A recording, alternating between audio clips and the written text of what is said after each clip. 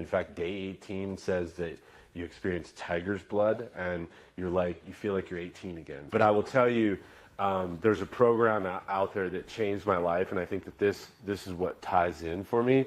So you probably heard it, many of you, Whole30.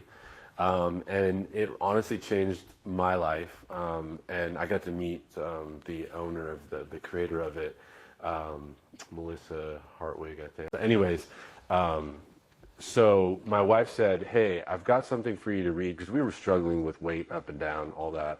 And she had this amazing book that really tied in what we're eating, what we're putting in our bodies, and it's called Whole30.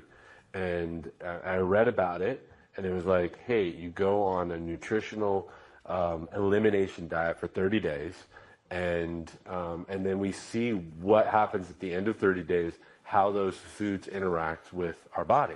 And so the whole idea is, like, at the end of 30 days, then slowly start to integrate some of those foods that you took out and see how they interact with your gut. Are you okay with it? Or are you learning that maybe you have a gluten intolerance? Or maybe when you eat dairy, it's causing pain and you're farting a lot. Like, there's so many things that we don't realize we're eating and consuming, and it doesn't necessarily go good with our bodies. And it messes with our guts. So that program, I did it for 30 days. I ended up losing 40 pounds.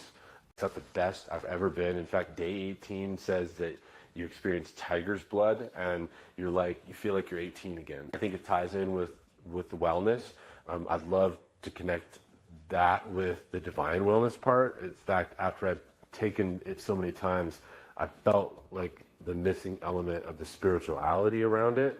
And that's what I'm kind of excited about in sharing with it, and tying in the biblical foods around